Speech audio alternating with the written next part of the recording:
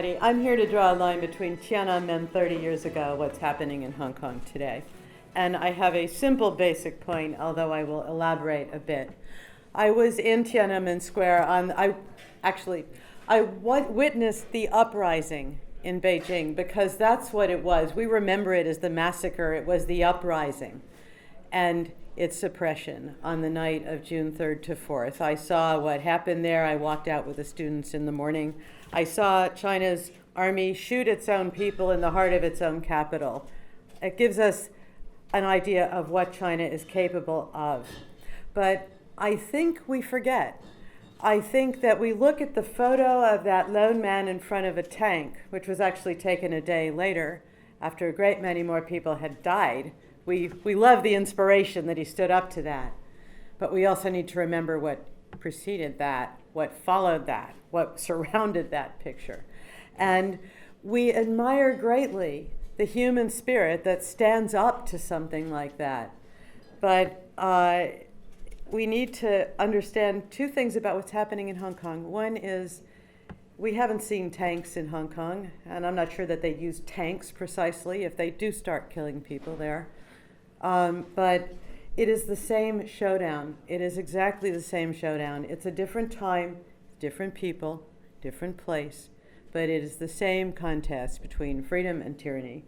It is the same contest between people living under China's rule, saying no to the Communist Party. Totalitarian rule is what I would call it these days. It's really moving in a bad direction again. And the government responding with everything you've just heard, the Orwellian lies, the force, and the threat, the tremendous threat that hangs over Hong Kong right now, where we're all holding our breath over what's going to come. And I keep hearing the same thing. People in Hong Kong, when I spent weeks there this summer reporting, something's on fire in here, you might want to check. People in Beijing kept saying to me the same thing that they have been saying in Hong Kong, which is tell the world the truth about China. Please tell the world what's happening here. Tell the truth, tell the world.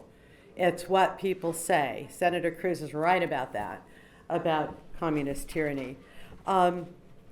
We have got to, in America, we have to pay attention to this. And I think we have to do more than, I'm very concerned actually. Words are immensely powerful, but they don't stop bullets, okay? That's the big problem. It takes more than that. And what is going on here is an enormous confrontation, as we've just heard. It's not, Hong Kong is the front line right now, but this is between the free world and tyranny. This is the 21st century confrontation, and it is right now chiefly with China. And that's something where the United States, there are Americans in this room in the US Capitol, needs to really focus its mind. It will, I won't go into the Hong Kong's trade status. Much bigger things are actually needed.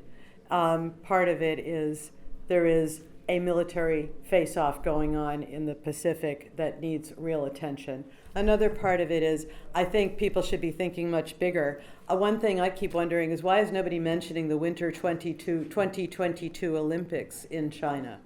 Is there a reason that the free world should be going to those after this thing is playing out in Hong Kong right now? In other words, why pin all hope on a piece of legislation? Surely there are other ways and other things that can also be done with all the ingenuity.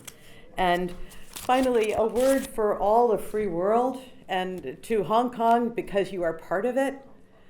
I wish that the rest of China were. I wish that the demonstrators of 1989 had actually managed to put it over the bar. But as I said, words don't stop bullets. It is incredibly hard to create fully functioning free societies. America has poured blood and treasure into those projects for a long time in many parts of the world. It's really hard. I watched it. I worked for 4 years in Russia just after the Soviet collapse. It's really hard to create a fully functioning democracy. Hong Kong, we didn't pour any kind of aid into that. Hong Kong made it. Okay, it was a series of things that converge, but there it is. It is a democracy in search of institutions in which to reside, because right now they're infested by communist-appointed flunkies. And you don't ever let that go under.